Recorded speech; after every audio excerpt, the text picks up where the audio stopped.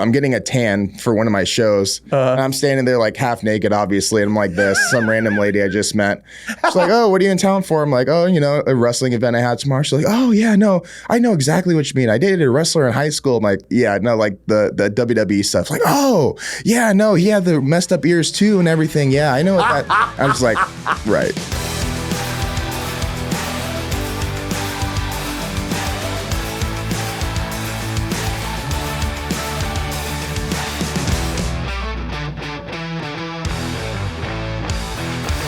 Welcome to the Coach 'em Up podcast. I'm Tim Riley, and Zach Zillner is not with us today. He's too busy getting a sunburn in Miami.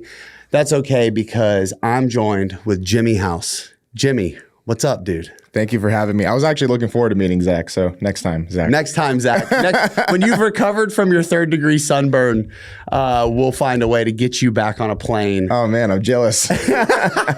Yeah, I know. It's like, oh, Zach, I'm sure he's like, yeah, dang, I wish I could be there. Yeah, right. He's like literally on South Beach. Yeah, have fun. All right, Jimmy. We met in person for the first time at C4. Mm-hmm. We did a shoot. Mm-hmm. How long ago was that?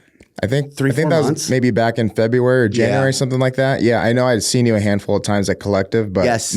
Mostly the C4 was our first like real to actually interact. Yeah. Mm-hmm. So yeah, we've been kind of like buzzing around, and we're both in Austin, and like like the social media stuff. It's like you see people you recognize, but you don't really know them. Mm-hmm. So I'm glad we got to finally meet. Same here. I've been following you since. Thank you. And I gotta say, you're an impressive dude. Thank you. Mean, like all the things that you've got going on. I'll say this. You've had some meteoric growth just in the time I've known you. Thank you. On your socials and your presence stuff. In 2 years, I'm really excited to see. Means a lot. Where you're gonna be, dude. Thank you so much. All that to say, I'm familiar with you. I've done my homework for you in preparation for this podcast. Okay. But maybe not everyone knows who Jimmy House is. Mm-hmm. So who is Jimmy, and tell us about your coaching background and how you got here with me. Yeah, so I'm Jimmy House. I'm from Phoenix, Arizona, born and raised. I moved to Austin, Texas just 2 years ago. Originally, I started lifting at the age of 5, right? And I started learning with my dad at a very young age. That bled into a lot of different sports that I did when I was young, but ultimately I fell in love with the sport of amateur wrestling.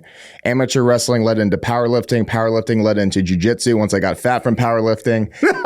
and then some bodybuilding sprinkled in there. And then ultimately when I decided that I wanted to pursue professional wrestling after I got my black belt in jiu-jitsu, that's when I decided that I needed to do something and get out of my comfort zone, really, being in Arizona, and move to a place that I felt that I would be able to take advantage of just being at the bottom of the barrel. And that's what brought me to Austin. And so since then, I've been professional wrestling for the last 2 years. I train under Dustin Rhodes up in Leander, and I've been able to also leverage a coaching business and train some of the best grappling and professional wrestling athletes that have ever existed on the earth. And that's something that I never really anticipated being able to do, but that's a very short snippet of my story thus far. And and that, so in case you guys haven't picked up yet, Jimmy's also incredibly humble in light of everything he's been able to accomplish. I wonder if, your background in wrestling and combat sports has anything to do with that. Yeah. But some of the accomplishments, I want to take a little bit of time to brag on you here. Getting your black belt is no joke. That doesn't happen by accident. Thank you. You competed at a very high level in powerlifting. Would you mind sharing some of your accomplishments with us? Yeah. So, I like to say when it comes to jiu-jitsu and powerlifting and bodybuilding, and you could say this is me being humble, but to me, it's just being realistic. I didn't necessarily hit the top elite class of best in the world this or best in the world that, but I'm very, very proud of what I was able to accomplish amongst the three. Mm-hmm. Lifting wise and powerlifting, my best lifts were in the gym, a 815 pound deadlift, a 715 pound raw squat. So Jesus. Just with knee sleeves, and then a 410 bench in competition. Bench is my worst of the three. And then I've won the strict curl at the Arnold Sports Expo before. I briefly held a world record in strict curl for a couple months. What was it? It was 182 pounds at 198. back before they changed the bars to kind of favor and get more weight out of it. Okay. But yeah, it was a very brief stint, but I did strict curl for a little bit too. Shout out to CT Fletcher. He's the one that kind of brought me into that world. No way. Yeah. Wow. Yeah. So those are my powerlifting and jiu-jitsu. Like I said, got my black belt. That took 5 years. I always say this when it comes to talking about belts and jiu-jitsu. Belts and jiu-jitsu nowadays are very much saturated, and you see a lot of people competing at the highest level in the world, winning at blue belt and purple belt. So belts to me are more so just a representation of the work that you put in and what knowledge you were able to pass on within the ecosystem that you're within. So within my previous ecosystem, I earned my black belt in 5 years. But then moving to Austin, I had the opportunity to train under Gordon Ryan and John Danaher and learn from literally the best guys in the world. So that in itself was probably the peak of my jiu-jitsu career, just being able to train and learn under them, get into that professional room and learn from some of the best. And then in bodybuilding, I got my natural pro card when I was 23. I haven't competed since. And then I was an all-state wrestler in high school. Dude, so stud. Let's freaking go, dude. Thank you. So when I hear the accomplishments, what you've been able to do, how old are you? 29 now. Jesus, man. Too old. No, dude, you're young, dude. Thank you. I appreciate it. And like, just, what you've been able to accomplish in that time frame is impressive. Thank you. And I guess the first thing that comes to mind is like, why pursue mastery in all these different disciplines? Like what's the driving factor there? Yeah, it's a great question. And to me, it was almost, I don't want to say by accident, but it just kind of has to do with, I think, my personality, where ever since I was maybe like 3 to 5, I've just had this tendency, and professional wrestling is going to be the end of it, by the way, but I've just had this tendency where I like switch things every 3 to 5 years, basically. Like whether it's because I get bored of it, like baseball as a kid, or whether it's because one thing bleeds into the next, like, wrestling in a high school ends. So I'm looking for the next competitive outlet. Jiu-Jitsu. So yeah, jiu-jitsu. Initially it was powerlifting. Like I broke my school squat record the end of my senior year. I'm like, this is really cool. I want to go for more records. So that's what led me into powerlifting. And then, after doing that since I was a kid, 20 years goes by, and then all of a sudden you have a decent repertoire of skills that now kind of accumulate into something like professional wrestling, which is the ultimate showcase of skills. And that's kind of like where I'm at now, which is, I'm a big believer in everything happens for a reason, and you're kind of set on this path for a particular reason. I believe that a lot of the skills that I've acquired throughout my life have kind of led to something such as professional wrestling, where you have the opportunity to showcase a physique, power, charisma, grappling, all these different things all in one. And, I think a lot of that just kind of has to do with the skills that I developed from a young age. Totally. So out of all these disciplines, what do you feel was the most difficult or continues to be the most difficult to master? And does one ever master this stuff? But you know what I mean? 100%. Yeah, definitely nobody ever really masters anything, maybe unless you're like literally the best, let's say a Gordon Ryan, for example. Right. But with that said, the things that I have achieved a higher level at, the professional wrestling by far has been the hardest to even get to a level where I consider myself average, let alone good. And I'm not even, in my opinion, good yet, at least as far as where my goals are, right? And the professional wrestling has, in a large degree, coupled with a couple of major knee injuries, has taken the longest for me to feel really comfortable. Whereas with all the other sports that I've done, I found that comfortability within a year or so, at least, maybe less, maybe a little bit more. But with professional wrestling, I started about 3 years ago, had 2 major knee injuries. So collectively, I'm just under 2 years of experience. And even still to this day, I feel like I'm starting to understand what the purpose is now. But even still, there's just so much more that I have yet to learn. And when I'm exposed to some of the guys that have been in WWE or in WWE, and I'm learning some of the things that they're thinking about as they're teaching or even doing their own wrestling, it's mind blowing. And I compare it to some of my lessons from jiu-jitsu or even powerlifting. And I just got things so much quicker. But some of those things are a little bit more straightforward, where professional wrestling, like visually it's grappling, but then also there's layers to what's going on in the mind as the match is going on. And that in itself is something I'm really working on honing in on. But it's such a vast amount of skills that has to be the answer as far as like what's been the hardest to just feel comfortable with, let alone master. Well, let me ask you this, because I was going to save this for the end, but since it feels like a good time to bring it up now. So when you tell people, obviously you're a strength coach and you've been able to, you continue to do that, but you also have this side where you're still an athlete and you're growing in this other profession as a pro wrestler. When you tell people you're a pro wrestler, right? Most people, like, what is their reaction? And like, what is like their holy fucking airball moment? Like, what are the things people say that you're just like, you're like, oh, maybe not quite like that, kind of, sort of. Yeah, there's a list of things. And then at a certain point, you just go like, yeah, you're right. You just say yes. Yeah, just go. What are they? Tell me. A funny one more recently is I'm getting a tan for one of my shows. And I'm standing there like half naked, obviously. And I'm like this, some random lady I just met. She's like, oh, what are you in town for? I'm like, oh, a wrestling event I had tomorrow. She's like, oh, yeah, no, I know exactly what you mean. I dated a wrestler in high school. I'm like, yeah, no, like the WWE stuff. Like, oh, yeah, no, he had the messed up ears too and everything. Yeah, I know what that. I was like, right. She's like, turn to the left. Just turn to the left. A lot of people think I'm talking about like wrestling. Maybe they see my ears and it makes sense. Like MMA. Yeah, MMA, exactly. Right. So then I go like, no, like the WWE stuff. And sometimes that doesn't even like resonate with them. I'm like the theatric stuff type of thing. Yes. Sometimes I just straight out say like the fake stuff. They're like, oh, okay. That's what I would assume. Most people who don't have an understanding of the physicality or like the amount of time, effort, energy, and preparation that goes into that sport would say. It's like, oh, the fake.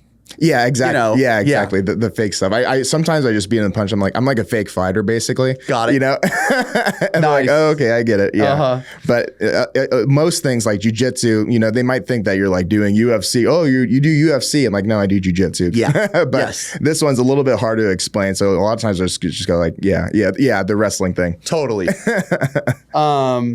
I'm interested to know, and I'm sure you kind of alluded to this too, the carryover and the skill acquisition and how everything that you've done leading up to pro wrestling has bled into one another.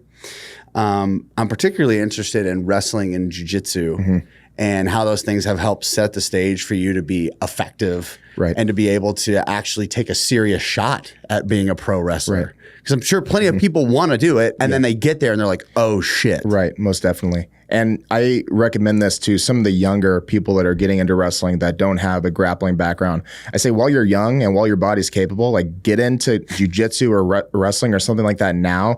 Learn that skill for what it is and just watch how much it actually helps when you get into the wrestling ring. Sometimes I see people start professional wrestling and they're so focused on that because they've been a fan since they were a kid or whatever, and they don't realize where you can get skills from all these different niches within fitness to be able to parlay that into wrestling. And for me in particular, I started, I guess, late-ish, like 25, 26, when I started like just stepping in the ring and learning how to bump. But in theory, I've been training for this professional wrestling since I was a young kid, even doing martial arts. And so to answer your question, the movements within professional wrestling are very similar to jiu-jitsu or amateur wrestling. And even if they're not directly similar, like say, for example, like a suplex where I'm holding somebody in the air, it's kind of like the overall body control that you learn. It's like in jiu-jitsu, the football that a football player holds in their hand, and they just know every inch of that thing. Jiu-jitsu is the human body. So when I'm being explained a move in professional wrestling, things just make more sense to me because I can relay it to something that I've done jiu-jitsu in the past, and I just kind of know how to handle the human body like a basketball player knows how to shoot a hoop, Yes. And so that has really helped a lot. Overall body awareness, there's a lot of spacing concepts that are going on in the ring where you have to be aware of where you're at in correlation to where the other person's at. And then actually more recently at our wrestling school, I've been teaching jiu-jitsu and stand-up grappling for once a week. And the coach there, my coach, wanted me to do it just so some of the wrestlers have an understanding of like what a real fight is actually like. What is it like to actually struggle? Yes. And that's another layer of where jiu-jitsu helps, because if somebody is putting me in a hold, say like a choke hold or like an arm lock, I understand what's supposed to be hurting, right? And I know how to register that, and I know how to show that to an audience. Right. Whereas sometimes people that go into wrestling and they've never been in a fight before or a jiu-jitsu match or whatever, they get they get punched, and it's just like you can tell they've never been punched before. Literally, yes. Or like whatever, just like whatever noise they do, whatever manufactured response that they have logged in their data bank as being what's supposed to happen when you get punched. Is like that's not what happened. Exactly. Yeah. Yes. And I remember when I first started, when somebody puts you in a chokehold or an arm lock, they're like, "Hey, when you do jiu-jitsu, if somebody's choking you, you're probably going to be like attacking this arm, right? You're going to be trying to like get out." Like, yeah, that's right. And then like a lot of people just are just like all over the place, not even addressing the hold. So like jiu-jitsu wise, it just kind of gives you this sense of common sense on how to just make things look real. Yes. And so yes, you learn how to move your body, you learn how to manipulate other people's body, but then you also have an idea of what you're actually trying to show to the audience, because regardless of how scripted it is or not, you're literally showing what is a fight, you know what I mean? And that even though it's not like a UFC, like a real thing, you're trying to show to the audience, you know, the struggles and the victories and the high and low points of what an actual fight is like in a amplified viewpoint. And so jiu-jitsu helps a lot with understanding what that is real time. Dude, I got my daughter into jiu-jitsu. Oh, so awesome.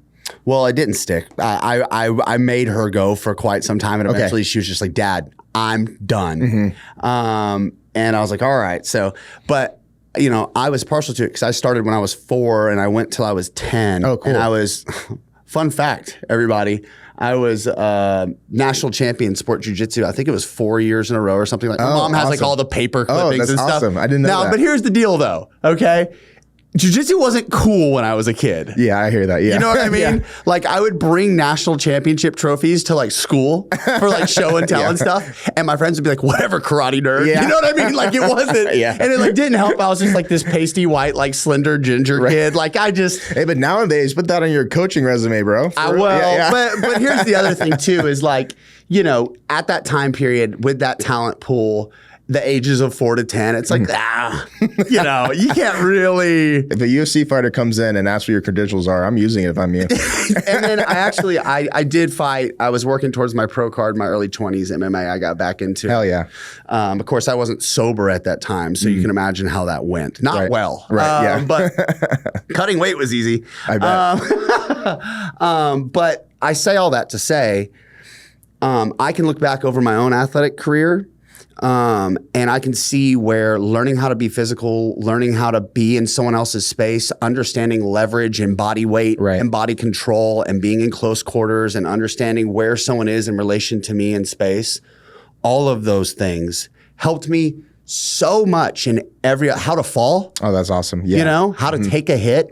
All of those things helped me so much as an athlete and all my other athletic endeavors. And something that when you were explaining your athletic background and how everything has bled into one another, this idea of like skill acquisition and how important it is to get exposure to a lot of different things so that you can call on those things, even though it may not be like directly correlated one-to-one, like your ability to control someone and suplex them, your natural ability to be able to pick that up really quick because of your background gives you such a leg up on someone who hasn't done it. Yeah, 100%. Even when I did football and basketball and baseball as a kid, the running, the jumping, all those agility drills that we did at a young age, that has stuck with me throughout my entire life, thankfully. And being able to display that in the ring, one of my signature moves per se is just like a leapfrog, because I can jump high, I can spread my legs. Yes. So I've maintained that. And you know, that's what's cool about wrestling is that even that side of things, that's why I like watching your videos, because I see some things you do with your football players and stuff like, oh, I want to add that in my training because I got to find ways to keep up with my explosion athleticism and stuff like that too. So I like seeing that stuff from coaches like yourself, because in wrestling, footwork and running and jumping, a lot of the wrestlers that I train, I work specifically with that. Some of them think we're coming in and just doing bodybuilding. I'm like, no, dude, we got to be able to move in the ring too and understand how to move our 2 feet at the same time. And that's a skill that a lot of like people that get into professional wrestling, more often than not, unfortunately, have never really done in their lives before. Like, they just never like moved. So we got to teach them how to like walk and run and all this stuff. So yeah, I love watching your stuff. It gives me a lot of good ideas for my training. I appreciate that. Speaking of coaching, I'd love to dig in a little bit to your coaching experience, because while you've pursued all of these endeavors, you've also been a trainer and coach. Right. So when did you first start coaching? What did that look like? And then how has that evolved to where you're at today, having the opportunity to train elite athletes? Yeah, great question. So it started for me when I was 15. So I learned lifting from my dad from pretty much age 5 up until 14. Then my two best friends from back home started to wanted to get into lifting themselves. Real quick, what was your dad's back? Like, was your dad an athlete, or did he just like to sling iron? Like, what was his? You know? Yeah, a little bit of both. Like he played football in high school, but he didn't do anything past college. He just took school really seriously. Then he's always been into lifting. So he was lifting pretty much from the day I was born and before that. And so when I got old enough to kind of see what he was doing, then it kind of piqued my curiosity a little bit to kind of ask. Nice. Yeah, and then obviously he wasn't under the impression that lifting would make me short. He's like, well, you're going to be short anyway, so let's just lift. so we started lifting, and it's funny because I had the curiosity, like, oh, that looks like fun. I want to do that. And I started lifting with my dad when I was young, and then shortly after I started, I'm like, I really don't like this, but I've always been very obedient. So he never forced me into lifting, but after I started, I was just too obedient to be like, I just don't want to do this. Right. Pretty much from like age 5 up until age 12 is when I just kind of like stuck it out. I'm like, why am I doing this? None of my friends are doing this. My friends think this is weird. My teachers don't like me doing this. And then all of a sudden I get into middle school, and then somebody asked me how much I bench. Yeah. And I told them, and I got all this respect. And then that changed. It changed the game real quick. Yeah. That's all it was. So I guess relative to your peers, were you always like the strongest friend? yeah, usually. Although there's a couple like really naturally strong kids when I was in middle school, but because of my experience, I was able to outlift people, whether we would go to each other's house and work out on the Bowflex or whatever. Hell yeah, dude. Shout out Bowflex. Yeah, I know, right? Yeah, seriously. So yeah, that's kind of like how that started. Then when my dad stopped going to the gym, he just picked up again at the age of 70, so that's awesome. Wow. Yeah. But he stopped going to the gym for a while, so then I started going by myself. So then I just kind of took whatever he taught me and applied it as best as I could. Then my friends got interested, and then I took my two best friends and we started lifting together. So I was kind of coaching them real time as we were like lifting at the gym, just basically showing them, anything and everything I learned from working out with my dad for the last decade at that point. That is the origin story of so many trainers and coaches. Right. It just started with like a few friends asking me like, how do I do this? Or like family members, Yeah, 100%. And I'm sure you can relate, because to that point, from 15 till about age, I guess 22 or something like that, I trained a whole hell of a lot of people for free. It would either be they like be lifting with me, or like at one point, this House Strong thing, we had like our own Friday night deadlift parties where people from all over the community in Arizona would come and deadlift, and I would help them out with their technique or whatever. Hell yeah, dude. Powerlifting meets and stuff like that. So I gained a lot of experience working with people in the lifting space back home in Arizona without any intention of ever making it a career. And in fact, when people like ask me about like what they owe me or whatever, like, I don't want to make any money off this or whatever. But then things changed a little bit when I started jiu-jitsu. And then at the time, the coach that I was under had given me the opportunity to not only coach the classes there, but we also had a lifting space in the back. So I started doing private lessons for jiu-jitsu, but then simultaneous to that, started doing some lifting privates as well.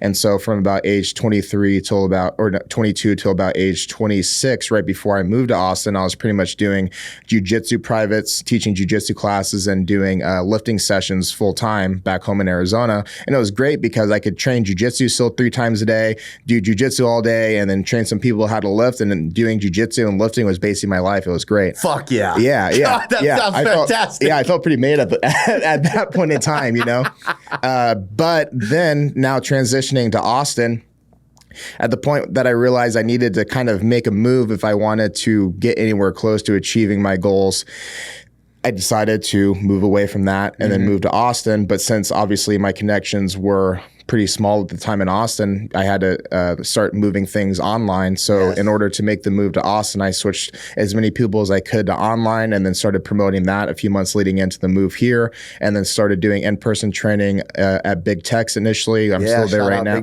Big Tex, Iron Forge. I've trained at Los, and then now my client Brigham and I are opening up a gym at Ways to Well in the next couple of months. I'm excited. No way. Off B Caves Road? Yeah. Right. Shut up, dude. Across the street from you guys. You're lying. Yeah, I'm gonna bring you in. No I think way, you'll love it. Yeah, it's going to be all dude. sore next out. So. Oh my God, you're kidding. Yeah, I'm excited. My God, that is so awesome. Yeah, man, it's been awesome. Wow. Yeah. I did not know that. Yeah. So Fuck, about like cool. 6-7 weeks out. So God, I'm excited. That's exciting. Thank you. The Coach 'em Up podcast is now powered by Vald, the global leader in human measurement technologies. Whether you're working with elite athletes, gen pop, or return to play populations, Vald's tools are designed to give you objective, actionable data to help drive your decision making. From Nord boards, force decks, and smart speed timing gates, all which I use, Vald helps you measure what actually matters. Their technology is used and trusted by the NBA, NFL, EPL, and NCAA, as well as thousands of high-performance clinics and facilities around the world. If you're serious about performance, recovery, or precision coaching, Vald gives you the best tools to test, assess, and improve. Because remember, if you're not testing, you're just guessing. Follow the link below to learn more and request a demo.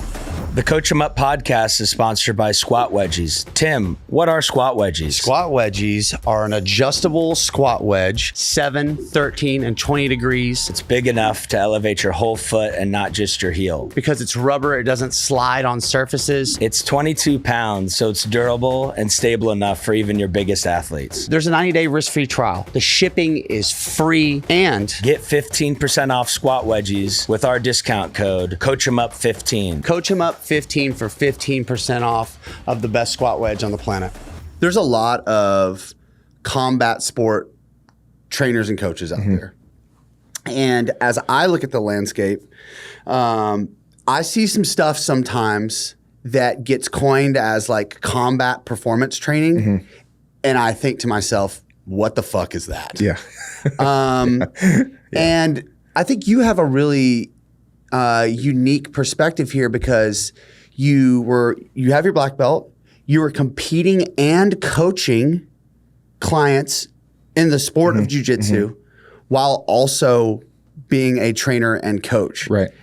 Having an opportunity now to have worked with people who operate at a high level in that space, where do trainers and coaches get combat training wrong? Trying to change the wheel, trying to change the simplicity of how simple training can be. You take a sport like jiu-jitsu, and there's jiu-jitsu obviously is specific to jiu-jitsu as opposed to football. But at the end of the day, the goal is to get stronger, become a better athlete, become more durable. And in jiu-jitsu, a lot of times I say become more mobile, be able to express strength through various ranges of motion. You know, in football, you don't need to be ultra flexible or ultra mobile necessarily. Sure. Like mobility can help quite a bit for sure, and you should work on it. But in jiu-jitsu, for example, I might take the concepts that you apply with the football athlete and then just extend them out a little bit to be able to express strength in a little bit more funky range of motion, but we're still sticking to the concepts of core lifting values. Meaning, I'm not trying to reinvent the wheel and say, hey, let's take this stretchy rope, tie it to a squat rack, and then let's practice like sets of 20 of arm drags and double legs or whatever. Exactly. That type of thing. Because that's what I've seen. I'm like, okay, like someone's practicing their single leg, takedowns, and they're shooting, and they've got like a band around their arms or whatever, and it's like, what? It's just really dumb, to be honest with you. And so it's interesting because I'm coming from Arizona, and I'm working with a ton of kids and a ton of hobbyists, like, middle-aged adults that have full-time jobs that are doing jiu-jitsu for fun. Then I move here to Austin, and then right off the bat, when I start training at New Wave, I have the opportunity to work with Nicholas Marigali, which before his injury, he was, and in my opinion still is, the best hybrid jiu-jitsu athlete in the world between gi and no gi. And then shortly after that, I had the opportunity to work with Satoshi Ishii, which is a former Olympic gold medalist in judo. Jesus. So it was a big jump. Yeah. But conceptually, though, I applied the same things I was doing with the people back home in Arizona, and the results were just as good, if not better. If not better, because you had an athlete that knew how to apply things and just kind of took it because they're natural, Yes. So whether it's taking the Mr. Marigali and having him do traditional bench press variation, whether it's a dumbbell or a barbell or a deadlift variation, whether it's a trap bar, a straight bar, or squats, being able to diversify off of that into specific mobility movements that can help his jiu-jitsu, whether specifically it's his guard play or even how explosive he is from a takedown position. But we're not sitting in there doing weighted single legs or weighted double legs. We might just be doing a really, really heavy heavy lunge or Right. or whatever, or like heavy sled pushes. That's about as sport specific as I'll get, just because the sled is great. You know what I mean? It can be applied across many sports, but I don't consider it sport specific. Right. You know, and then as far as Mr. Ishii goes, like sometimes athletes come in, they like a certain style, like they want to be brought through a circuit, but and I can mold and customize things, but at the end of the day, we're still just trying to maximize either what strength we can build or keep onto during a cut, and then waver off of that to be able to peak leading into their fight or their competition, or whatever the case may be. I think when you spend too much time getting sports specific, you miss the grand picture of what some of the more traditional valuable lifts can accomplish. Like, and it's kind of like, there's no way that I'm ever going to be convinced that you can get better at jiu-jitsu by doing a weighted single leg or a weighted arm drag or whatever. It's a matter of do jiu-jitsu to get better at jiu-jitsu, and then lift really hard so that you can express your strength as your skills climb up in combat sports.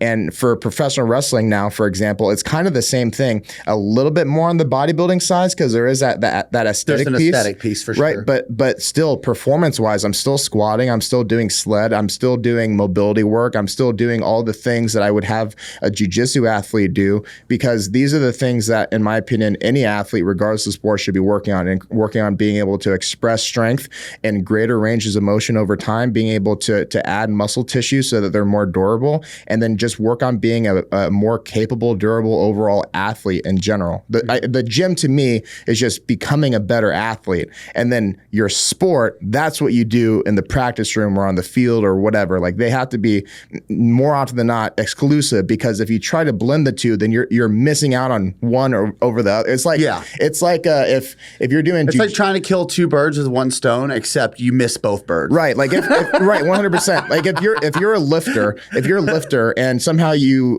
think doing jiu-jitsu is going to help you out lifting, are you going to be doing jiu-jitsu with like barbells and trying to do arm bars on the barbells right. and choking the barbells out? Right. Very extreme example, but like if you flip it, it's kind of like the same thing at the same time. Yep. So I'm a firm believer. Stick with the basics. Progressive overload. Try really hard in the gym. Make sure your recovery is on point. Do it for a long period of time, and then let the two be mutually exclusive. So when it comes to that population, sports like track and field, swim, football, soccer, lacrosse, even those sports, which are, I guess, more popular, more, you know, it's changing. Right. That's changing. Right. But like getting those athletes to eat and recover and do all of these basics, which you as a former bodybuilder and power lifter understand fundamentally are like incredibly important. I would imagine many people in that population still haven't fully grasped the necessity for that stuff. Would that be a fair assessment?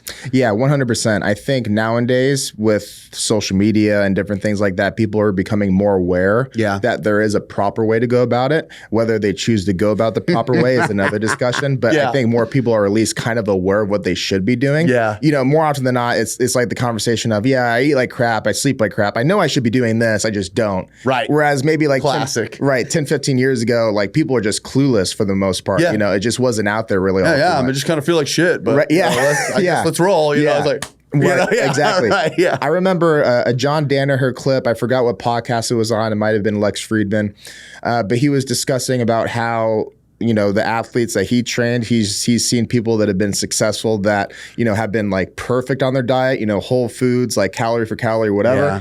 And they've also seen people that have been successful eating McDonald's or whatever every day. So, you know, as far as like literal success within the sport, there have been, you know, plenty of people that have proven you don't have to, I guess, eat on point. Wasn't it DK Metcalf or something like that a few years ago? Oh, dude, yeah. I made a post about this. So DK, Jamar Chase, recently, it was like, they were like, how's your, the reporter asked, like, what's your diet nutrition? He said, I'm not going to lie. I eat McDonald's. Yeah. You know what I mean? He was like, and I feel like I go out there and I play good. Yeah. So I don't need to eat good to play good. Those were his words. Yeah. I don't need to eat good to play good. And I'm like, Jamar, you are correct. Right. So I think it's hard as a coach, because inevitably, if we're just talking about longevity, long-term health, like, just eat healthy. You know, Yeah. that's like the The way to other go thing is about like, it. you're not Jamar Chase. Yeah, 100%. Yeah, Yeah. I think people have to be realistic when you hear these things online, knowing that there are just some people that are just actual aliens in the Yes. sports world, and more often than not, even myself am not one of those people. You know what I mean? 100%. And so with that said, it's just going to be more beneficial. It's going to behoove me to be on point in every aspect, because even genetically, I wouldn't say that I'm at the cream of the crop of genetics. You know, my parents are short, stocky individuals. I put on muscle and stuff, but you know, I'm just not at the cream of the crop in my opinion. So to do anything less than all the variables that are within my control at the highest level would be a disservice to myself, you know? And so it's things like that, even if it's just a mental edge, I like doing, because I know if at the very least, if my food is maximized, to maximize my training, I know there's nothing left on the table for me to do. Is all up in God's hands at that 100%. point. You can operate with assurance and confidence. You've done your best. I love that. You know, speaking of outliers, you've got this huge library of experience, which, by the way, how important is it to spend time working with people who are just not good, who have no body awareness, who aren't particularly strong, and then having that experience and then working with world-class competitors. So talk about your experience, how working with, you know, the hobbyist, as you said earlier, helped you coach higher level competitors. And then what are the qualities that separate those two? That's a great question. And obviously it's always person to person, but one thing that I've really tried to master per se in my coaching the last few years is client for client, being able to signify, you know, what kind of person are we dealing with? Are we dealing with Gen Pop? Are we dealing with somebody that has high athletic goals or whatever the case may be? How much do they care about actually learning about lifting versus are they here just for a workout, that type of thing? Yes. And to some degree, I'm always going to be the coach that wants to explain why and teach why we're doing certain things. But to really like keep certain people honed in, I almost have to have new vocabulary per person to keep them engaged and keep them understanding why we're doing certain things to make progress. Because, you know, sometimes athletes, I think the hobbyists or Gen Pop are more patient, I guess, in general, and are more in it for the ride as opposed to the result more often than not. Like they want a result, but a lot of people are just kind of generally content with showing up and being in the gym, and they just are good with that. Yeah. But with the athlete though, a lot of times jiu-jitsu athletes in particular, wrestlers, that's where it's dialing down more often than it is dialing up, because their training in jiu-jitsu has created this just unbreakable mindset more often than not that tells them that more, go is always the better option. Yep. At least that's I've how got several athletes I train like that. Right, exactly. And so being able to now articulate why downgrading or downscaling is going to be beneficial for not only their short-term, but their long-term growth can be a conversation that is repetitive like every other day. Yeah, man. Yeah. I know. Right. It's exhausting. Yeah, exactly. And Yeah, you have and to have patience and persistence. that, my next word was there's a lot of patience with that. And you almost have to act like you didn't just say this 24 hours ago in a different sense. But the athletes, and it's cool because, you know, when you do let them out the gate and let them off the leash a little bit, and it's really cool just to see them be an athlete and go all out and lift a lot of weight or move really fast or whatever the case may be. But building up to that point, getting them to understand that, like, I agree, you could do 20 pounds more today, but like we don't need to, because what we did today is going to set us up for even better when we put 20 pounds more on next month or whatever, that type of thing. Yep. And so it's just kind of understanding how to explain to these people that we're making great progress right now. The fact that you feel like you have more in the tank today means that we accomplished our job. Means we're doing a good job. Right, 100%. And also too, the jiu-jitsu athletes can be tough because unlike MMA fighters or football players that are within a season, a lot of times the jiu-jitsu athletes, even at the highest level, they compete very frequently. You have, so you have people that are right below the cream of the crop that are competing like 2 or 3 times a month, sometimes every weekend, right? Or the people that are at the very top that are probably still doing something at least once a month. You know, when I was training Nick, we would make a substantial amount of progress within a short amount of weeks, but then we would always have to account for this big competition that we would have in the next 3 weeks. Would you do like a 3-week weeks, kind of mini deload situation. Yeah, exactly. It's just like this nonstop. So the curve eventually like raises, but it's not as like linear as like this. 100%. So that was interesting. As a professional wrestler for myself, especially at the highest level, they're doing stuff every week, and in the old days they'd be doing stuff like 5 days almost every night. Yeah, right? exactly. And nowadays it's a lot healthier, but even still, they're doing stuff at least once a week, sometimes twice. And so with that said, you have to like kind of arrange the training with this idea that we have to do good work today, but we also have to like understand that the lifting is still, at the end of the day, a supplement to what we're trying to achieve in the ring or in the jiu-jitsu mats or whatever. It's not like bodybuilding where lifting is pretty much the pinnacle of what you're doing. So you can go. It's like the move. Yeah, 100%. So you can go hard in the gym and you can feel like you have nothing left in the tank at the end of a bodybuilding session if you're just lifting, because like that's the only thing you're doing. But in order to make progress as a jiu-jitsu athlete, professional wrestler, football player, you have to put in the right amount of intensity, effort, and intent, but then know where that fine line is to call it and wait for the next day or the next week. And sometimes even as a coach, that's hard. That's hard because for sure. there's a lot of variables outside of the gym and in these people's lives. In jiu-jitsu in particular, it's like, hey, did some great job lifting today, but try not to break your arm in the next 2 sessions you're doing today, please, because that might inhibit our bench press growth. Literally, if you do. Yeah. And for football players, even if they're not going full pads, whatever stresses or other risks that they're taking in their day-to-day lives, you never know what could happen. So whereas like on program, somebody's meant to come in and is supposed to be like ready to go, the nervous system should be peaked and all these things, something in their life might have happened and they're just feeling drained today, they're not performing or whatever. And then you as a coach have to adjust on the fly. And I can't tell you how many times with some of the higher level jiu-jitsu people, based upon last week, we should be doing this. And then something happened at practice or something happened in their personal life or whatever, and they're just not feeling it. Things are moving slow and they're mentally not there. And then we got to adjust and try to live to fight another day. So a couple things come to mind when you talk about that. First of all, I think that is the art of coaching, is like you have a plan, you have a goal, you have a destination, you understand what's important within the context of who they are, where they're at, where they want to go, what they're trying to achieve, what their goals are. But being able to make those decisions on the fly and knowing how to thread the needle between adhering to a plan and making the next right decision based off the information that you get on a day-to-day basis. Right. That to me is like the essence of what it is to be a coach, as opposed to just like being like a trainer. You know what I mean? Yeah. But you know what I found, and this is just my personal experience, like it took me a while to get there. Early in my career, I felt like if I didn't belligerently have this person adhere to the plan, then I wasn't doing a good job. Right. And that my job was actually to find ways to make them adhere to this no matter what. And my point of view couldn't be more different today.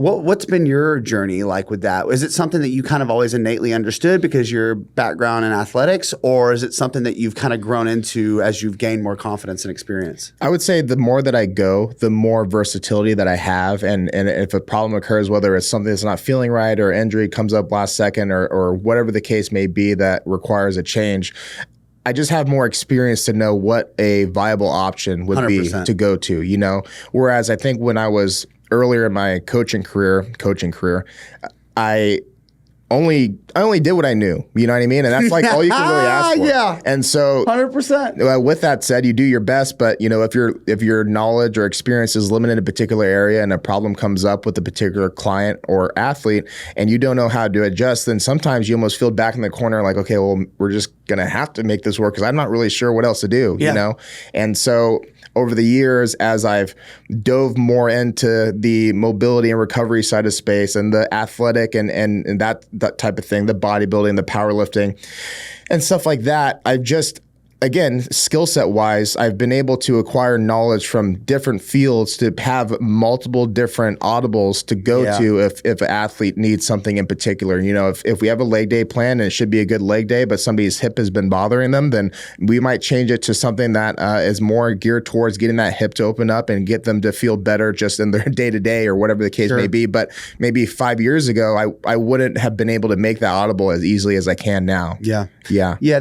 It's tough because we'll get messages here at the podcast, Zach and I, about like how do I get to where you are? How do I work with the athletes you have and stuff like that? And it's like, even if you give someone, if something existed, some sort of format, which it doesn't, you know what I mean? I mean, people try and sell that online, but like, you know, you can only really say like, hey, here's like what I did, at least with integrity, I think. But God, you can't shortcut experience, dude. No. There's no shortcut for just spending time, hours and hours, either training yourself, training other people, and being confronted with those, you know, opportunities to offer solutions, you know? Now, I know with jiu-jitsu, so me being in Austin, right, and being a trainer and coach in Austin the past 6 years. By the way, I didn't know you've only been here 2 years. Yeah, 2 years. Damn, dude. Thank you. I appreciate it. You've made a splash in 2 years. Good for you. Thank you so much. So many of my clients, particularly gym pop clients, have taken jiu-jitsu very seriously. And it's like they come in and it's like the number one is like, my neck. That's usually the big one. It's like, dude, my neck is stiff, you know? Yeah. It's necks, it's elbows, wrists, and shoulders. Those are like the big ones typically. Yeah, I agree. So you're in an interesting position because it feels like there's really no off season. Right. With most of the athletes that I have, typically court and field sport athletes, they at least have an off season where they have a period of time where they're not competing. They may still be practicing. They may be doing like weights with their respective teams or organizations, but at least they have this like time where they can just focus on feeling better, getting stronger, improving mobility, speed, whatever, as the case may be. But it doesn't sound like you guys have that opportunity. Yeah, no, none. None. Yeah. So navigating all those injuries, navigating not having an off season, what are the most important elements of training? Like if you gave me your big three, you know, and you had to make a sweeping generalization, what are the things you're prioritizing to make that work? Yeah. So if we're talking about somebody that is just trying to get stronger or in better shape for jiu-jitsu, I would argue that 2 to 3 like full body sessions a week is all you need, like an hour at a time max. Yeah. A lot of times people come in and, you know, they see a bunch of stuff online. So when I get an inquiry, for example, I'm on call with somebody, a lot of times they are under the impression that they need to do 4 to 5 strength training sessions a week, almost have it split up like a bodybuilding split. And unless you just really enjoy— Hey, how many DMs do you get like, hey bro, what's the best split? Yeah. How do you manage lifting and jiu-jitsu? Yeah, exactly. And so to that point, unless you just are really into like bodybuilding and want to lift more, then you really don't have to, because at the end of the day, jiu-jitsu, you don't need to look like a bodybuilder. You just need to be strong and durable. And so the biggest bang for buck that I like are compound movements for jiu-jitsu athletes, because you can get a lot accomplished with one singular lift. And then second to that, like trying to legitimately put some intent behind increasing your range of motion, your mobility, your ability to express strength in extended positions, because guard, especially hip mobility, is huge. Like your guard will improve as your hip mobility improves. Some people conceptually know how to do a guard, but their hip mobility is so poor that they can't do what they know they should do. Yes. You know? So hip mobility, like specifically for jiu-jitsu people, is something that I try to keep as a staple multiple times a week, because that will directly benefit like your jiu-jitsu as your skill improves. With jiu-jitsu, it's not as high impact per se as a 3 to 4 month long football season. So you don't necessarily need to have this long off season, but if you are competing frequently frequently, let's say at least once a month. I like to mentally place competitions as best as possible as just kind of part of the training process, because if you're doing competitions frequently, let's take me for pro wrestling, for example. If I'm doing 3 matches in a month, so like one every weekend, basically, I can't like see this match as being this big like check mark or this big endpoint. In fact, even though it's an event and there's like people watching and everything like that, I almost have to put it as, part of the training schedule. Like, this is my glorified practice on Saturdays, and then I get back to my strength training on Monday, that type of thing, because mentally, if I tax myself leading up to this point, I do that every single week. Well, at what point are you going to be able to actually like put in good work in the gym to see results there? To make sustainable progress. Yeah. You can't make it the Super Bowl once a month. Right. Yeah, exactly. And myself, I've done that a lot, where, especially at the beginning of my pro wrestling career, where I like start waning off training like really early, because I don't want any excuse to perform poorly in this thing. Right. But then as soon as I start realizing that you got to do this like pretty frequently to get to a high level, I'm like, okay, I'm gonna have to change how I view these things, because otherwise I'm not going to be able to make any gains in the gym and actually benefit my wrestling. Same thing goes for jiu-jitsu. Zach, what's the best training app on the planet? It has to be Train Heroic. Gone are the days of sending the old crusty PDF. Now we have a sleek new app. It's easy to use. There's videos with descriptions. You get to track and log your weight, your reps. There's a community chat function. You can submit videos. You can get feedback. How about the leaderboard, Tim? I started using Train Heroic first as an athlete and someone who wanted to learn. Now I use it as a coach. Athletes and other coaches can go and be a part of my training community and get results. Whether you're an athlete, coach, or just like to train, use the link in our description to find out how you can train on the best app in the world. And join us on Train Heroic today. The Coach 'em Up podcast has partnered with Eleiko. Let's go! Not only is Eleiko found in 85% of Power 5 schools, but they also offer at-home solutions from racks, flooring, rigs, barbells, bumper plates, your favorite accessories like straps and weightlifting belts. You name it, Eleiko's got you covered. Go to eleiko.com/coachemup and get access to the same equipment that they're using in the best facilities with the best athletes on the planet. And now, back to the show. So with injuries being inherent, you've had some significant injuries. Can you talk about those and coming back from those injuries, what you've learned and how they've helped make you a better coach? Yeah, they definitely have made me a better coach. So I've only really had 2 major injuries, both of them being to my right knee. Damn. And within the last couple of years. Other than that, I haven't really had any injuries at all. So like, thank you lifting for that. But with this one in particular, the first time that it happened to me, I could show you the video if you want to plug it in. It's pretty it's pretty gruesome. But I was wrestling, I was training, and I always say this on a podcast. Whenever I've gotten injured in jiu-jitsu, it's always when somebody goes, "All right, one more round." Yeah, man, let's do it. Dude, that is always, if it's in training, it's like, fuck it, let's do one more. Yeah, I'm 3 for 3 currently. Whenever somebody says that, You've gotten hurt. Yeah, so like nowadays, like if somebody says that, it could be the most random. Like, no, I'm leaving. No, like, I'm done here, bro. Yeah. So so we were training, and last round, we wrestle up to the feet, and then he sets up a takedown really, really well. This person is a good friend of mine from back home. We've trained hundreds and hundreds of times, so this was just like a freak accident. Unfortunately, though, when he went for this, it's called a tanatoshi in judo, but it's like an outside trip basically. So the idea is you shift my weight to one side of my body, and then you bring yourself down, like down towards my ankle, so that I kind of trip back and fall to my back. Okay. But he's much taller than I, and I'm a short king. So my my justification is, he went, tried to get low as he could, but in the effort of trying to get low, he came into the side of my knee. And this individual is about 270 pounds. And at the time, like I'm 200 or something like that. So it's a lot of weight and gravity, and then 2 people's body weight coming down. So he comes into the side of my knee, and that's when the first 2 pops occur. And then this is where, even though that's already pretty bad as it is, I can't encourage mobility training enough, because I have been really focused on mobility stuff leading into that injury. And I think that I not, you could have argued that he could have just literally sliced my leg in half, because I had the ability to at least internally rotate enough to deflect some of his weight until we both hit the mat. Ground, yeah. Yeah. So the ground, even though it kind of caused the second part of this injury, it kept me from, like, say, you know what I mean? Just tearing it all. Yeah, like going through entirely. Yeah. So that one was full PCL, partial ACL, 3 partial tears in the MCL, and the MRI picked up like a small fracture in my femur, which was wild and random. But yeah, that was the Brutal, injury. dude. Yeah.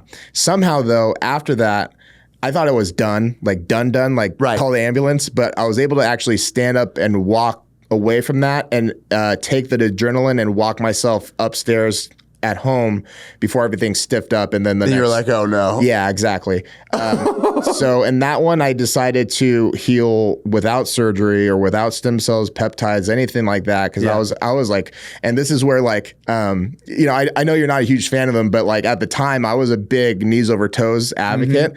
With, like, I was just diving into that side of mobility, and it was a really easy access to start learning about some of the things.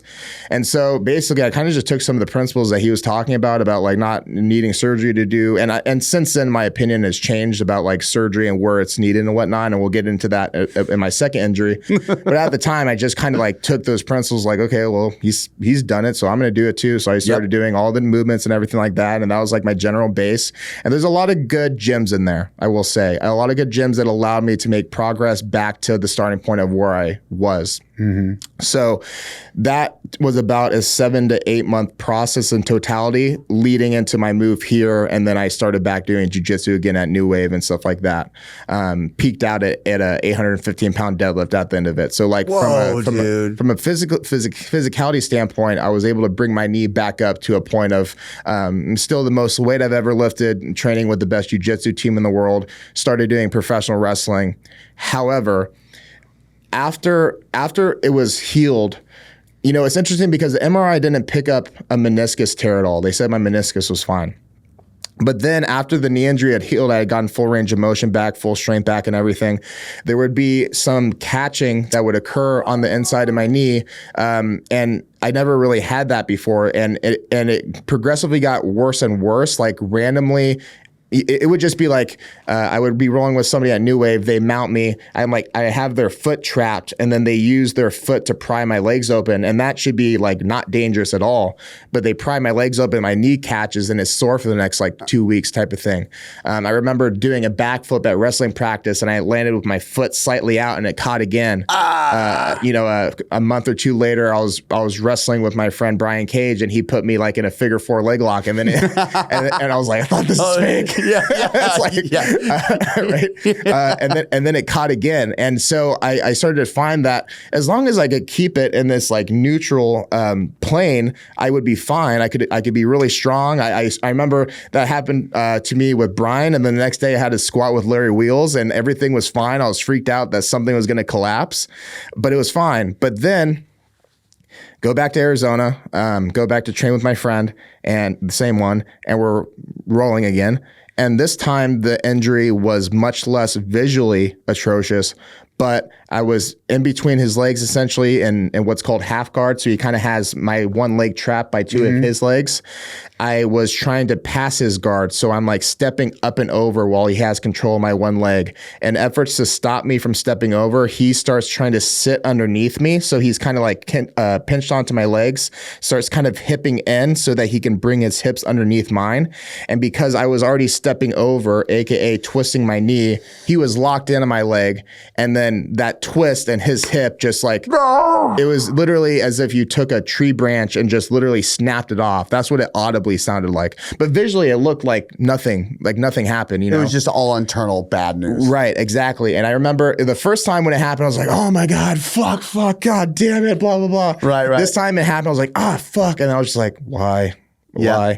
And it was the same training buddy. Yeah, dude. Yeah. It's really unfortunate. I feel really bad because obviously he feels really bad about it. But so yeah, it took about a year to get back from the first one. Took about 8 or 9 months to. And you had to have surgery for the second, correct? Yeah. So I'll get into that. when I got the MRI, it came back. It was a partially torn ACL, very minor, but the biggest issue was a grade 3 buckle handle tear of the meniscus. And so that one again, with the catching that was occurring, the first MRI showed nothing with the meniscus, but then I was having that catching. So I'm like, what is going on? You know, I thought like maybe it was like scar tissue in the MCL or whatever. But then after the meniscus injury, I'm like under the impression that it was like already torn. And then when he did that, then it just like, it ripped it wide open. Yeah, exactly. And so got the MRI back, and then I'm starting to learn a lot more about meniscuses. So meniscus, for everybody, meniscus is basically like the shock absorber of the knee. And so the two methods of trying to repair this thing are to literally repair it, like flip it back into place and let it heal, or just remove it.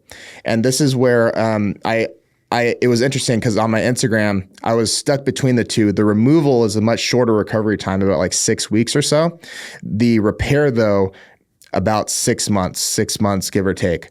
And so as somebody that is not young in pro wrestling, but needs to like or not necessarily old, but not necessarily young either, I need to get going. I was like, damn, dude, 6 months again, 7 months again before and it's just like when you're in an athlete role every single day and month, like it adds up, and like, I don't want to miss my time to like have my moment or whatever. And like all these mental things going through your head. But ultimately, I want to make the right decision. So I ran a poll on Instagram and say, hey, like, you know, what's your guys' experience with meniscus tears? Would you remove it? Would you repair it? The majority of jiu-jitsu followers that I had all said remove it. It's gonna tear again anyways, blah, blah, blah, blah, blah. Like everyone was so adamant on it. Then I reached out to all my high-level professional wrestling people: Dustin Rhodes, Kofi Kingston, Bill Goldberg, Ricky Saints, Brian Cage, all those guys. And all of them said, repair it. Every single one of them. So I found this data to be fascinating. I found it to be really interesting. I said, well, why would jiu-jitsu people all say remove and professional wrestler all say repair? There's not as much impact in jiu-jitsu. Yes, exactly. So up front, professional wrestling, there's a ton of impact, right? A lot of jumping, a lot of landing, all that stuff. So a lot of them said, you know, if you can repair it and preserve it, you should do that. My theory is, when it comes to jiu-jitsu, I don't know if meniscus repairs are as low success rate as what they think. I think jiu-jitsu itself just puts you in countless positions to repair it regardless of the surgery that you got. And like, although, you know, so I got the surgery and it feels really good. That makes sense because you had a slight injury theoretically with the catching, and then that simple thing, because of just the demands of what was happening, which probably isn't going to happen in pro wrestling. Right. Yeah. Right. Ideally. At least as frequently. You Exactly. So that's like my theory. I think jiu-jitsu exposes you to the opportunity to re-tear it much more than professional wrestling does. In professional wrestling, I could do something as simple as, hey man, like I had surgery on my knee. Let's stay away from it for this match. You know, everything's all good. You know, accidents can happen, but you have much more control of what's happening here versus in jiu-jitsu. Take that last injury, for example. He wasn't even trying to submit my leg. He just had a hold of it and then it tore, you know? Yes. And with takedowns too, he wasn't trying to submit my leg, but he tried to go for a takedown and then something bad happened. So there's just way more opportunities for injuries like that to occur, which is sad to say, because I generally think jiu-jitsu is a safe sport. But when you get lost in the intensity and the heat of the battle, sometimes you just kind of like forget that like certain things and pressure in certain places can make things go. And you can do all the strength training and mobility in the world, but if there's just enough pressure in that perfect spot, is going to go. And I've learned that. Man. I think strength training is a non-negotiable to try to prevent and limit the overall how bad an injury can get. But at the end of the day, it doesn't make you bulletproof. No, so, it doesn't. Yeah, exactly. And I know that's like a word that's overused quite a bit. Sure. And so, you know my feelings about bulletproof. Yeah, exactly. So and even from my point, it's like you can be better prepared for things. 100%. And you can like, for example, that one could have been a catastrophic thing versus just like something, you know. So ultimately, though, the right amount of pressure is going to go. And I went with the repair, went through that, rehab myself through that. And then now I'm back to where I'm at now, much more confident in my knee and doing wrestling. So thanks. What, so, you know, I would imagine this whole time you're still coaching, right? Yep. And, you know, for me, I've had injuries, shoulder surgeries, hernias, jumper's knee, patella, tendonitis in my knees for years at a time, Achilles. I broke my back in high school. I've been through the stuff. All of my experience with that, though, has made me a better coach. With you having gone through that with your knee, how has that helped you be a more effective strength coach and sport coach? Yeah, my apologies. I got away from that. So no, you're fine. So that's a great question. A lot of times, I just had a client the other day that's coming out of an ACL surgery, and she was complaining that the PTs that she's working with, it seems kind of cookie cutter. They're not really letting her push all too hard. They're not necessarily listening to her individual goals of like, hey, I want to be able to walk upstairs or do jiu-jitsu at some point or these different things. And what I try to tell her is like, there's things within PT that are generally correct. However, one thing that I think now that I have as an advantage over a lot of PTs is simply I have combat experience. Like I know what it's like to come back from an injury, you know what I mean? And twice, both by myself, but both with surgery and without surgery. So, but the thing is conceptually, even though the surgical one wasn't as linear progression wise, conceptually things were the same. It's like, to me, coming back from the injury is very similar to building muscle. Like you have to find this 1 to 3 reps in reserve range and constantly push that boundary little by little each week. Otherwise, your body is going to stay stuck where it's at. With her, for example, I was trying to tell her, it's going to be very, very, very difficult for you to re-injure yourself in a weight training sense, like coming into the gym to try to get stronger. Like you're going to have to try really hard to re-injure yourself. And I think a lot of PTs do a lot of fear mongering and put fear in the minds of people that are going through rehab, especially general population people, that if they're not doing PT with a PT, then they're going to re-injure themselves in the gym. And if they walk laterally in the wrong direction, they're just going to re-blow their ACL again. And all these things. And, I was jogging and sprinting and jumping and squatting well before my little paper told me that I should. Right. But you don't know that unless you like go about it yourself and see like, wait, can I actually do this? Am I going to be okay? You might come out of things a little bit sore, but to some degree, I always tell people like soreness coming out of a rehab session, like a true rehab session, is not really always a bad thing. In fact, it's a way to indicate that like you did enough to like push it, just give it enough time to recover and then push it a little bit more the next time, that type of thing. Your body will do a really good will be really good at telling you what's too much. Yep. That's what I've learned. But also you have to communicate to your body nonstop that what you're currently able to do is not what you're satisfied with. So you have to do those long holds in the position that's like that 3 out of 4 pain. You have to stay there. You have to like build that time there and tell your body we have to be able to get back to the access of range of motion that we once had. And that's where with myself, I have just way more confidence saying these things. Yeah. I've done it with myself. I've done it with multiple clients now. So when I tell somebody something that contradicts maybe what their PT has told them, I'm very confident in it because I've seen it work real time. And I can say, look, like I'm not just saying this to try to like get you to spend more time with me than your PT. I'm just telling you how it is. You can push harder than what most PTs are telling you that you can. And I'm living proof of it. I've done it with multiple clients at this point. Yeah. So yeah. We've had several guests on the show, physical therapists, and that's been a common theme where it's like, most PTs, traditional PT is like, oh, you have this injury, here's the sheet, we're going to follow the sheet. And the goal is not to get, most of the time, someone back to performing. Right. It's to get them to be able to walk in and out of the, exactly. walk to their car, All right, dude, we are coming up on time. We're going to get into some segments. Sweet. Let's do this.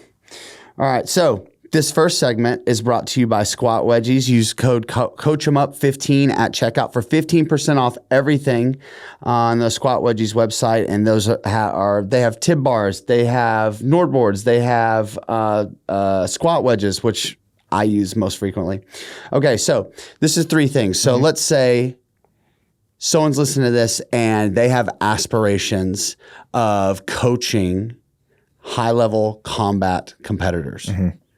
What are 3 things that they can start prioritizing to help them get to that place? Number one, get experience in the space that you're trying to coach, competitively, ideally, but at the very least, as a very avid practitioner. Jiu-Jitsu wise, you're going to have so much more validity in what you say if somebody knows that you've also gone through the ringer of knowing what rolling is like, knowing what submissions are like, just knowing the grind in general. That's why as soon as I walked into New Wave, I was able to appeal to people like Nicholas Marigali because, he didn't know who I was before that, but he saw that I lifted and he had rolled with me. So he knows that I'm competent enough to be a good rolling partner. So like those two things together made me appeal to him as a coach. So that's huge. 3 things. Number 2, I would say, take your time, and this goes for any coach really, but take your time gaining experience almost in like an intern type role with those like, hey, if somebody's not willing to pay you, like offer to help people for free and get your experience. Like while you're young, do that while you're young. If you know you want to be a coach, get those reps in early. And then once you have enough experience to put a monetary value on yourself, like go right ahead, but like get your experience while you can, where you can. Number 3 would be understand that jiu-jitsu, even though it's not necessarily football or baseball or anything like that, the concepts behind lifting, like we talked about earlier, don't need to be really all that different from what you would do for any other athlete. The goal for a jiu-jitsu strength coach is simply just to make that person the strongest, most capable, most durable athlete that they've ever been so that they can better express their skills on the mat. God, you nailed that, dude. Thank you. Okay, this next segment is called Rant and Rave. This is brought to you by Train Heroic. Go to the show notes. I train on Train Heroic. Zach's on Train Heroic. Me too. You're on Train Heroic too? Yeah. Let's freaking go. I didn't even know that, dude. Wow. Sweet. Big shout out Train Heroic. Yes, sir. So train with me. You can train with Jimmy on Train Heroic, dude.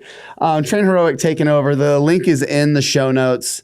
You can, if you're a coach, you can program for your clients. You can train with anyone you want. Yeah, they're great. They are great. All right, dude. So Rant and Rave. So we'll start with a rant. So what's something that you're seeing in the wrestling combat training space that you look and you're like, God, I don't love that. Mm-hmm. I'd like to see less of that. But then on the other end, what are some trends or something that you're seeing that you do love that you wish you could see more of?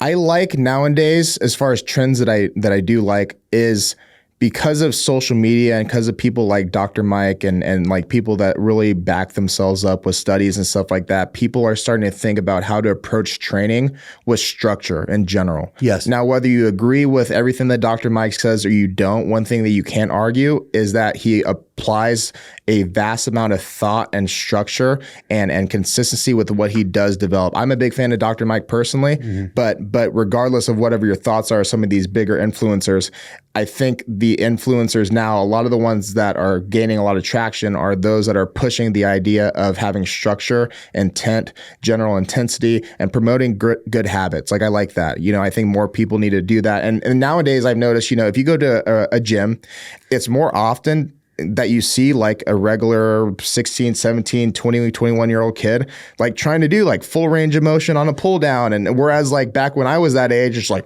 it's crazy, I was having this, I think I posted about this the other day. It was like, I think the average gym goer right now, relative to where we were 10, 15 years ago, the average acumen understanding of like what good training looks like is much, much higher. Yeah. You get plenty of dog shit stuff still, of course. You go to any gym. But I'm with you. I think generally speaking, we're moving in the right direction. To that point, like yesterday when I was at the gym, I see a lot of young college kids and they might not be spot on with what they're doing, but I can just look at them and tell that they're trying to like do something like different. They're trying to have some intent behind what they're doing. Yeah.